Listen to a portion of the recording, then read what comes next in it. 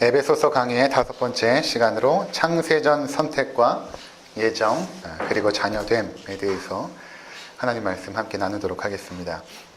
바울이 문안 인사를 드리고 나서 우리 성도들 가운데 임한 그 하나님의 은혜를 이렇게 생각을 하니까 찬양이 터져 나왔던 것입니다. 찬송하리로다 이렇게 찬양이 터져 나왔죠. 그러면서 하나님 곧 우리 주 예수 그리스도의 아버지께서 그리스도 안에서 하늘에 속한 모든 신령한 복을 우리에게 주셨습니다. 그 하늘에 속한 모든 신령한 복을 그리스도 안에서 우리에게 주신 그 은혜를 생각을 하니까 바울이 솟구치는 그 찬양을 멈출 수가 없었던 것입니다. 찬송하리로다 그렇게 찬양했던 것입니다. 그리고 나서 우리 가운데 임한 하나님의 그 신령한 복, 하늘에 속한 그 신령한 복을 이제 우리에게 전달하고 있는 것입니다. 그 중에 첫 번째가 무엇인가 하면 하나님께서 우리들을 택하셨습니다 라는 그 말씀인 것입니다. 하나님께서 여러분들을 택하셨습니다. 언제 택했는가? 창세전에 여러분들을 택했습니다. 그렇게 말씀을 하고 있습니다. 이 부분은 두 번째 시간에 잠시 언급된 바가 있습니다. 하나님께서 우리를 선택하셨다. 내가 하나님 앞에 나온 것이 아니라 하나님께서 우리를 선택하신 것이죠. 그래서 당신은 어떻게 예수님을 믿게 되었습니까? 또는 당신은 어떻게 구원을 받았습니까? 라고 물어봤을 때 이렇게 대답을 주로 합니다. 제가 예수님을 믿고 구원을 받았습니다. 이렇게 대답을 하죠. 내가 예수님을 믿고 구원을 받았습니다. 근데 이것이 한편에서는 맞고 또 한편에서는 틀립니다. 내가 예수님을 믿어 구원을 받았다는 것이 왜 한편에서는 틀릴까? 항상 신앙이라는 것은, 믿음이라는 것은, 또 하나님의 자녀가 되고 성도가 됐다는 것은 그 주도권이 우리에게 있는 것이 아닙니다. 내가 믿어서, 내가 믿음을 발휘하여서 구원에 이르는 것이 아닙니다. 구원이라는 것은 항상 하나님의 행동이죠. 하나님께서 우리를 구원해 주신 것입니다. 이것이 가장 정확한 대답입니다. 하나님께서 이 비참한 죄인을 구원해 주셨습니다. 이것이 맞는 것이죠. 그러니까 우리가 하나님을 선택한 것이 아니라 하나님이 우리를 구원하시기로 선택하신 것입니다. 그래서 우리의 구원이 너무나 분명하고 너무나 안정된 것입니다. 그렇다면 언제 우리를 선택하셨는가? 그것은 창세전에 선택하셨다. 우리 잠깐 살펴보고 오도록 하겠습니다. 데살로니가 후서 2장 13절 주께서 사랑하시는 형제들아 우리가 항상 너희에 관하여 마땅히 하나님께 감사할 것은 하나님이 처음부터 너희를 택하사 성령의 거룩하게 하심과 진리를 믿음으로 구원을 받게 하심이니 하나님이 처음부터 너희를 택하사 이 처음이라는 시점이 바로 창세전에 우주 만물이 창조되기 그 전에 너희를 택했다. 그렇게 말씀하고 있는 것입니다. 또 한 구절 보겠습니다. 뒤로 넘기셔서 디모데 후서 1장 9절 하나님이 우리를 구원하사 거룩하신 소명으로 부르심은 우리의 행위대로 하심이 아니요 곧 자기의 뜻과 영원 전부터 그리스도 예수 안에서 우리에게 주신 은혜대로 하심이라. 언제 우리를 부르셨는가? 언제 우리를 택하셨는가? 영원 전부터. 영원이라는 그 시간 전부터. 우리가 상상할 수가 없는 것이죠. 영원 전부터. 그러니까 창세전에 또는 처음부터 영원 전부터 같은 의미입니다. 이 땅에 무한광대한 우주라는 공간 그리고 시간이 창조되기 그 전에 우리를 택했다는 것입니다. 그러니까 이것이 얼마나 놀라운가 하면 나를 택하신 그 하나님, 나를 향한 그 하나님의 계획이 이미 창세전에 세워졌다는 것입니다. 나를 향한 하나님의 계획이 이미 창세전에 세워졌다.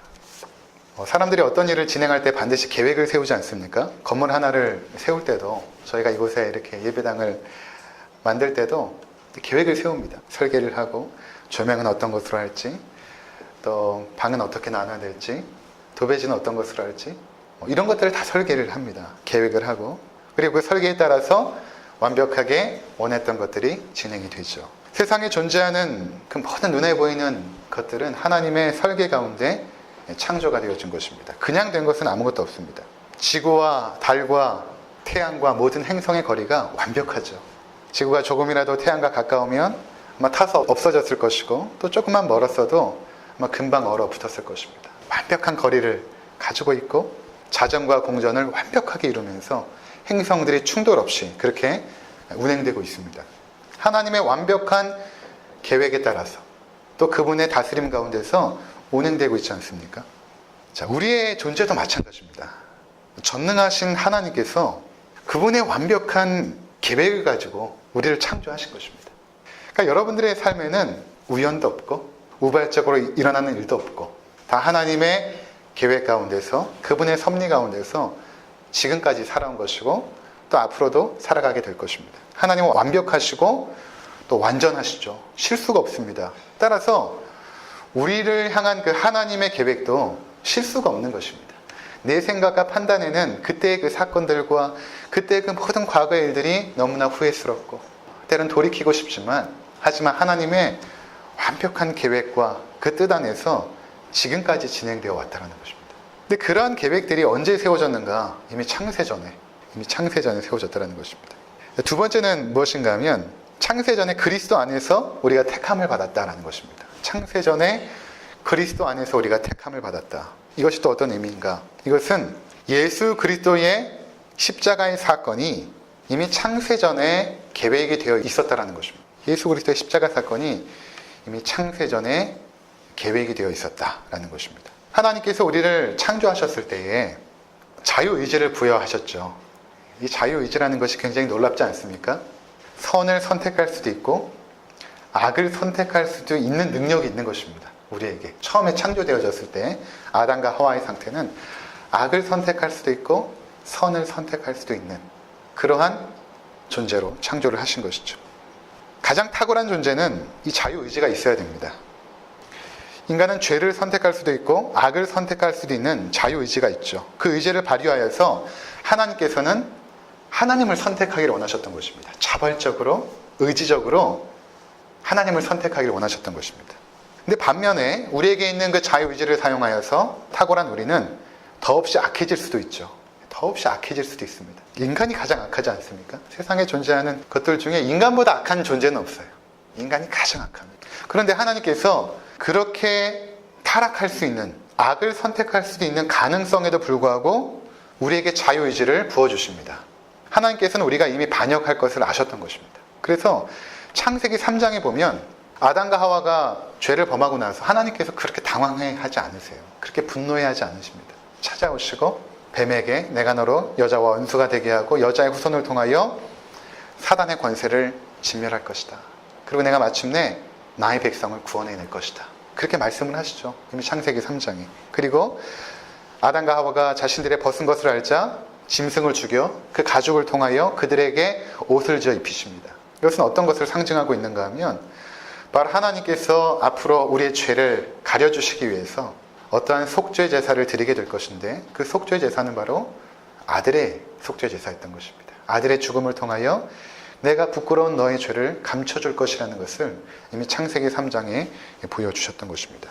그러니까 예수 그리스도께서 이 땅에 오셔서 십자가에 죽으신 것은 하나님께서 인간을 완벽하게 창조했는데 인간이 죄를 범해서 하나님께서 그것을 돌이키기 위해서 뭔가 자구책으로 예수 그리스도를 준비하여 보낸 것이 아니라는 것입니다. 그것이 아니라 이미 창세전에 우리의 타락까지도 예견이 되었고 예수 그리스도를 통하여 우리를 구원할 것까지도 이미 하나님은 계획해 놓으셨던 것입니다. 그래서 마침내 그 예수 그리스도의 사랑 앞에 우리가 가진 그 자유의지를 통하여 자발적으로 하나님을 경외하고 예배하기를 원하셨던 것이죠. 그래서 창세기 1장 26절에 보면 하나님께서 우리를 인간을 창조하실 때 이렇게 말씀하십니다. 하나님이 이르시되 우리의 형상을 따라 우리의 모양대로 우리가 사람을 만들고 우리라는 표현이 계속 등장하죠. 그러니까 인간을 만들 때 히브리 표현의 우리라는 단어는 셋 이상을 의미하거든요. 성부, 성자, 성령께서 세 분이 상의를 하십니다. 여기서 그분의 형상과 모양이라는 것은 하나님의 인격을 의미하거든요. 우리의 인격을 닮은 존재를 우리가 만들자. 우리의 인격을 닮은 존재를 만들자. 그렇게 탁월한 존재를 우리가 만들어서 그들로 하여금 우리의 영광을 찬양하게 하고 우리가 그들과 함께 교제하자라고 성부, 성자, 성령께서 회의를 하신 것입니다. 어전 회의를 하신 것이죠. 근데 그때 무엇까지도 회의의 내용에 들어갔냐 하면 바로 성자 예수 그리스도를 보낼 것까지도 이미 말씀을 하셨던 것입니다. 성삼위 하나님께서. 우리가 저렇게 탁월한 존재를 창조했을 때 타락할 것이 분명한데 과연 아들 그리스도께서 그들을 위하여 죽으시겠습니까? 했을 때 그리스도께서 성부와 성령께 내가 하겠습니다. 라고 하시고 때가 참에 그분이 오신 것이죠. 자, 하나님의 창조와 구원이 하나님의 기쁘신 뜻 가운데서 이루어졌다는 것입니다. 그래서 예수 그리스도께서 이 땅에 인간으로 오시고 고생하시며 사시다가 마침내 십자가의 모진 고통 속에 죽어간 것이 어쩔 수 없이 이루어진 사건이 아니라, 그렇게 여러분들이 생각하시면 안 됩니다. 어쩔 수 없이 이루어진 사건이 아니라 하나님의 뜻과 계획 가운데서 이루어진 사건입니다. 그리고 하나님의 기쁘신 뜻 가운데, 그렇게 하기를 하나님께서 기뻐하셨고 성자 예수님께서도 그것을 기쁘게 수용하신 것입니다. 제가 하겠습니다. 제가 나의 백성을 위하여 죽겠습니다. 기쁘게 순종하신 것이죠. 놀라운 은혜의 계획이 과연 누구를 위해서 세워졌는가? 이 놀라운 성삼위 하나님의 그 위대한 은혜의 계획, 그 구원의 계획이 과연 누구를 위하여 세워졌는가? 바로 먼지보다 작은, 무한광대한 우주 속에서 우리의 존재는 먼지만큼도 되지 않죠. 그것보다 작은 우리를 위하여 하나님께서 창세전에 계획하셨다는 것입니다. 그리스도 안에서. 창세전에 그리스도 안에서 우리를 택했다는 것은 하나님의 놀라운 그 은혜의 구원을 우리 가운데 말씀하고 있는 것입니다. 여기서 자연스럽게 도출되는 결론이 무엇인가 하면 바로 예정입니다. 예정. 아, 그렇구나. 내가 구원받은 것이 이미 창세전에 예정되어 있었던 일이구나. 그렇게 깨닫게 되는 것입니다. 내가 노력하고 내가 어떤 의지를 발휘하여서 내가 구원받은 것이 아니구나. 하나님께서 창세전에 택하시고 그것을 이미 예정해 놓으셨구나. 깨닫게 되는 것입니다.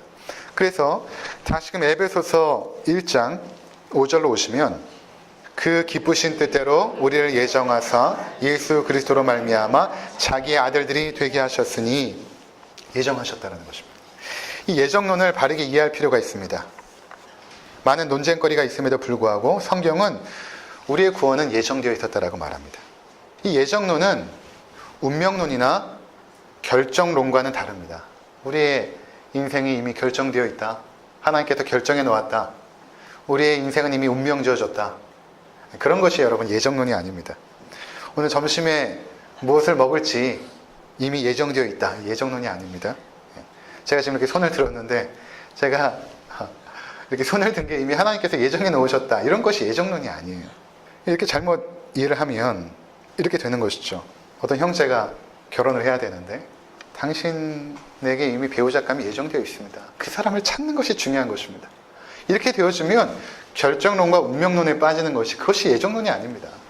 그래서 목사에게 찾아와서 도대체 누구일까요? 이렇게 묻는 것은 무당 종교이지 기독교가 아닙니다.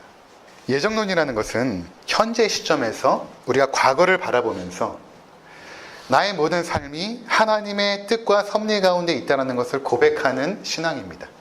그러니까 나의 구원 또한 하나님의 뜻하신 계획과 작정 가운데서 이루어진 것을 믿는 신앙. 그것이 이제 예정입니다.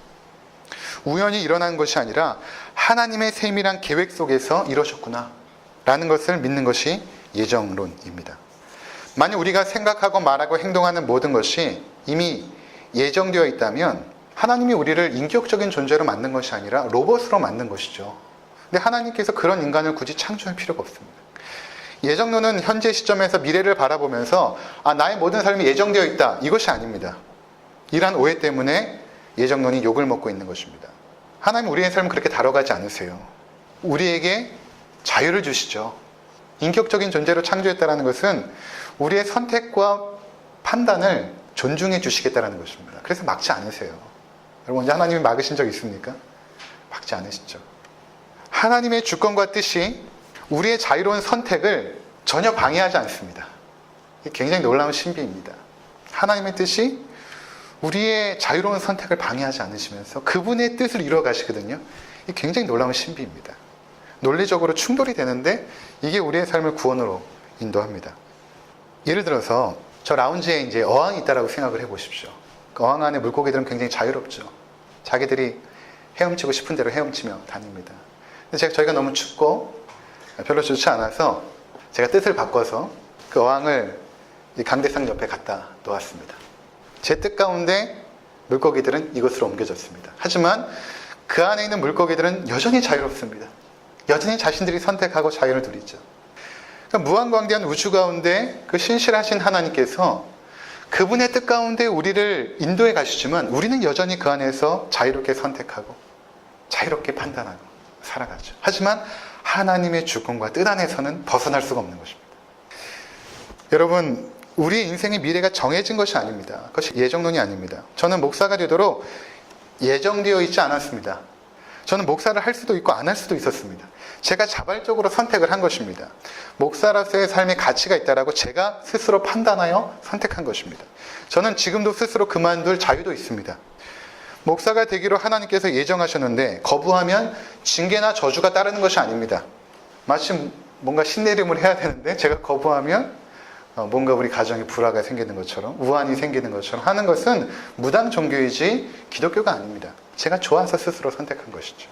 그런데 제가 현재 시점에서 저의 과거를 돌이켜보니까 이것이 하나님의 예정 가운데 있었다는 것을 고백하지 않을 수 없는 것입니다. 왜 그런가?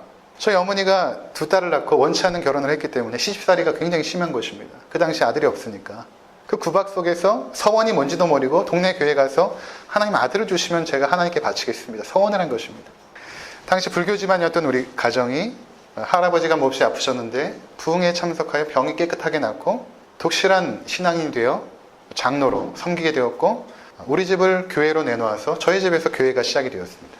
아버지께서 사업을 하시다가 친구에게 보증을 서서 결국에는 망하게 된 것이죠. 그 사업이 부도가 나서 한순간에 모든 재산을 잃고 목사의 길을 걷기 시작했습니다.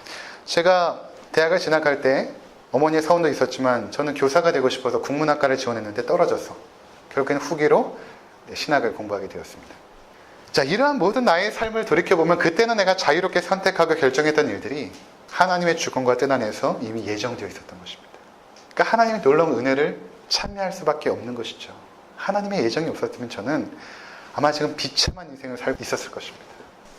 그럼 내 삶이 언제부터 이렇게 하나님의 놀라우신 은혜 안에 있었는가를 추적해 가보는 것입니다. 그러다 보니까 그 시점이 언제냐면 창세전에, 우주 만물이 생성되기 전에 하나님께서 이미 나의 인생을 품고 계셨구나.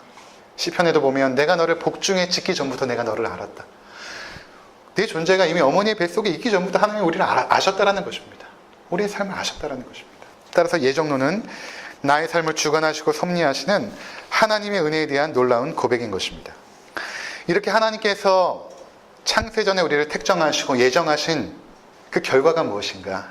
왜 그렇게 하셨는가? 무엇 때문에 우리를 택정하시고 예정하셨는가? 그것은 바로 우리를 하나님의 아들로 삼기 위해서입니다. 굉장히 놀라운 일인데 5절을 함께 보시면 그 기쁘신 뜻대로 우리를 예정하사 예수 그리스도로 말미암아 자기의 아들들이 되게 하셨으니, 우리나라 성경에는 자기의 아들이라고 되어 있지만 원문을 보면 휘오데시아 이렇게 표현합니다. 휘오데시아. 이 휘오데시아라는 의미가 무엇인가 하면 양자로 삼는 것을 의미합니다. 영어 성경에는 adoption이라고 입양이라는 단어를 사용했습니다. 입양.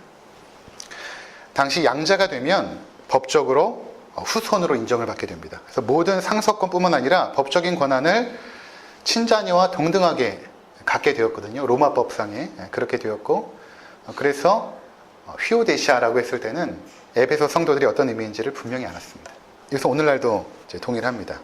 그러니까 하나님께서 우리를 입양하시기로 이미 예정하신 것입니다. 그리고 나를 택정하신 것이죠. 우리는 원래 죄의 노예였고 사단의 자녀였습니다. 요한복음 8장 44절에 보면 너희는 너희 아비 마귀에게서 났으니, 그럼 우리의 존재가 원래는 우리의 부모가 마귀였습니다. 마귀였어요. 우리 부모가. 마태복음 12장 34절 독사의 자식들아 너희는 악하니 어떻게 선한 말을 할 수 있느냐. 독사의 자식들아. 이 독사는 그 창세기 3장의 뱀, 사단을 의미하는 것입니다. 사단을 상징적으로 의미할 때 독사라는 표현을 하고 있죠. 사단의 자녀들, 마귀의 자녀들. 이러한 우리가 하나님의 자녀로 입양이 된 것입니다. 요한복음 1장 12절에 영접하는 자, 곧 그 이름을 믿는 자들에게는 하나님의 자녀가 되는 권세를 주셨습니다. 하나님의 자녀의 그 권세, 자녀가 누리는 그 권세, 그것을 주셨다. 요한일서 3장 1절 보라 아버지께서 어떠한 사랑을 우리에게 베푸사 하나님의 자녀라 일컬음을 받게 하셨는가. 너희가 하나님의 자녀라고 일컬음을 받는데 하나님께서 어떠한 사랑을 여러분들에게 베푸셨는지 아십니까? 로마서 8장 17절 자녀이면 또한 상속자 곧 하나님의 상속자요 그리스도와 함께한 상속자. 그리스도만이 하나님의 아들이신데 우리를 그리스도와 동등한 자녀로서, 그래서 그리스도와 함께한 상속자가 된 것입니다. 그래서 너희는 예수 그리스도를 형제라 부르기를 주저하지 말라. 어떻게 그리스도가 우리의 형님이 되시는가? 어떻게 우리가 그리스도를 형님으로 형제라고 부를 수 있습니까? 성경에는 그렇게 표현합니다. 그리스도가 우리의 맏아들이 되시고 우리의 형님이 되어주신다. 어떻게 이런 은혜가 우리에게 부어질 수가 있습니까? 말도 안 되는 것입니다. 하나님께서 우리를 입양하셔서 우리는 하나님을 아버지라고 부릅니다. 아바, 아버지. 이것이 무엇을 의미하는 줄 아십니까? 하나님 나라의 모든 신령한 복이 우리의 것입니다. 하나님 나라의 그 모든 신령한 복이 바로 우리의 것입니다. 저는 입양한 부모이지 않습니까? 희수와 의성이를 입양을 했습니다. 이 세상에서 가족이 되는 방법은 세 가지가 있습니다. 첫 번째는 결혼을 하면 가족이 되지 않습니까? 결혼하여서 아이를 낳으면 또 그 아이와 부모가 가족을 이루죠. 세상 사람들은 여기까지밖에 모릅니다. 세 번째는 입양을 하면 가족이 됩니다. 가족이 된다는 것은 엄청난 축복입니다. 그 가족이 누리는 그 복을 함께 누리게 되는 것입니다. 그래서 가족으로 한번 엮여지면 그 맺어진 끈은 결국 끊을 수가 없습니다. 한번 그 가족으로 맺어진 끈은 끊을 수가 없습니다. 제가 두 아이를 입양한다고 세상이 바뀌진 않았습니다. 그러나 두 아이의 살아가는 세상은 완전히 바뀌었습니다. 두 아이가 주일이면 많은 성도들의 사랑을 받습니다. 기도해 주시는 분들이 계십니다. 우리 희수와 의성이는 보육원에서 선생님들이 떠먹여주는 밥을 먹지 않습니다. 쭉 세워놓고 앉아서 한 숟갈 한 숟갈 떠먹여주는 밥을 먹지 않아요. 그 아이들은 영양가 있는 아주 사랑이 담긴 밥을 먹습니다. 우리 아이들은 보육원에서처럼 선생님들의 눈길을 한 번이라도 더 받기 위해서 애쓰거나 노력하지 않습니다. 보육원 아이들 보면 한 3개월에서 5개월짜리 아이가 머리를 듭니다. 왜 그럴까? 왜 이렇게 머리를 빨리 들까? 선생님들의 관심을 한 번이라도 받기 위해서 그렇게 합니다. 우리 아이들은 그렇게 할 필요가 없습니다. 사랑받을 짓을 하지 않아도 때로는 부모의 속을 썩여도 그 아이들은 제 아들입니다. 우리 아이들이 초등학교에 가서 부모 없는 아이라고 놀림받지 않을 것입니다. 다른 아빠보다 조금 나이는 먹었지만 아빠가 있고 또 다부진 엄마가 있습니다. 보육원에 있는 아이들에게 가장 큰 축복은 좋은 시설에 화려한 어떤 가구들, 최신식의 어떤 시스템들, 그 속에서 수십 명의 돌보아주는 선생님들이 아니죠. 명절에 많은 분들이 찾아와 주시고 안아주고 전달해주는 선물이 그들에게 잠시 동안은 복이 될 수 있겠지만 진정한 복은 될 수 없습니다. 그들에게 있어서는 엄마와 아빠가 최고의 복입니다. 엄마와 아빠가 생기는 것이 그들의 인생의 최고의 복인 것입니다. 엄마와 아빠가 있으면 다른 것은 필요가 없는 것입니다. 다 된 것입니다. 하나님께서 우리를 입양하신 것이죠. 휘오데시아. 입양하신 것입니다. 그럼 이미 우리는 하늘의 신령한 복을 받은 것입니다. 가장 좋은 것을 받은 것입니다. 그렇다면 여러분 무엇이 더 필요하신가요? 무슨 복을 더 간구하시겠습니까? 그래서 주님께서 우리에게 굉장히 놀라운 기도를 가르쳐 주시는데 너희가 기도할 때 이렇게 기도하라 하시면서 하늘에 계신 우리 아버지 이렇게 가르쳐 주십니다. 그 신학자들이 이제 문헌을 조사해 봤어요. 그 예수님 당시와 그 전부터 시작하여서 과연 하나님을 아빠라고 아버지라고 부르는 경우가 있는가 봤더니 단 한 건도 없었습니다. 하나님은 너무나 전능하시고 거룩하셔서 이미 그 당시에 유대인들은 구약에도 마찬가지로 하나님이라는 이름조차 못 불렀습니다. 아도나이라고 불렀죠. 또는 야훼 이렇게 불렀습니다. 하나님의 이름을 감히 부를 수 없었는데 예수님께서 기도를 가르쳐 주시는데 뭐라고 가르쳐 주시냐면 그 하나님을 너희가 아빠라고 불러라. 이제는 아빠라고 불러라. 너희는 그의 자녀가 되었다. 이렇게 말씀하시는 것입니다. 그 당시에 제자들은 큰 충격을 받았을 것입니다. 어떻게 우리가 하나님을 아빠라고 부를 수 있을까? 근데 하나님께서 우리를 자녀 삼기를 기뻐하신 것입니다. 하나님 우리를 일꾼으로 부른 것이 아니에요. 우리를 자녀로 불렀습니다. 자녀로. 여러분들의 자녀와 저희 자녀가 좀 다른 것이 있습니다. 여러분들의 자녀들은 결혼해서 자연스럽게 생기지 않았습니까? 저희 자녀들은 저희가 선택했습니다. 선택을 했습니다. 그 아이들은 선택을 받았습니다. 수많은 아이들 속에서 선택을 받았습니다. 이것이 큰 은혜라는 것입니다. 선택을 받았다는 것이. 입양 과정 가운데 부모로서 합당한지 그 조사관으로부터 이제 조사를 받습니다. 법원에 가서 한 2시간 정도 계속 질문을 하고 대답을 하고 조사를 받게 되는데, 희수 때도 그렇고 의성이 때도 그렇고 동일한 질문이 하나 있습니다. 뭐냐면, 만일 아이가 키우다가 장애가 있거나 심각한 문제가 발생하면 어떻게 하시겠습니까? 그래도 입양을 지속하시겠습니까? 이런 질문이 있습니다. 처음에 이제 희수를 입양할 때는 당연히 해야죠. 우리 그리스도인데. 그랬는데 한번 조금 키우다 보니까 쉽게 대답할 문제는 아니더라고요. 그래서 2번째 의성이를 입양할 때 똑같은 질문을 받았을 때 잠깐 정적이 흘렀습니다. 아내도 저도 선뜻 대답을 못했어요. 근데 침묵을 깨고 아내가 대답했습니다. 근데 그때가 이제 법적으로 판결받기 전이었거든요. 그래서 이렇게 대답을 했습니다. 만일 법적으로 판결을 받기 전에 의성이에게 뭔가 장애가 있거나 심각한 문제가 발생하면 저희는 이번 입양에 대해서 진지하게 고민해 볼 것입니다. 그러나 만일 법적으로 판결된 이후에 이 아이에게 그 어떤 문제가 생기더라도 우리는 이 아이를 결코 포기하지 않을 것입니다. 그렇게 대답을 했습니다. 법적으로 친자가 되면 제가 어떤 권한이 있냐면 이 아이의 이름을 바꿀 수가 있습니다. 그 전까지는 제가 할 수가 없어요. 제가 친부가 되었기 때문에 가정법원에 가서 희수와 의성의 이름을, 처음엔 다른 이름이었겠죠. 그것을 제가 바꿀 수가 있습니다. 그러면 저는 이 아이에 대한 책임이 따릅니다. 그 책임은 언제까지인가? 내가 죽을 때까지 따르는 것입니다. 이것이 입양입니다. 하나님께서 우리를 입양하시고 그의 자녀를 삼으셨다면 그 사랑의 끈은 결코 끊어지지가 않습니다. 사망이나 생명이나 천사들이나 그 어떤 권세도 우리를 향한 하나님의 그 사랑의 끈을 끊을 수가 없는 것입니다. 사랑하는 성도 여러분, 우리는 하나님의 선택을 받은 입양 자녀입니다. 세상에 그 많고 많은 사람들 중에 선택을 받은 것이죠. 이 얼마나 놀라운 축복이요, 은혜입니까?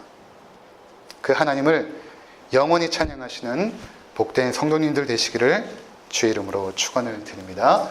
기도하시겠습니다.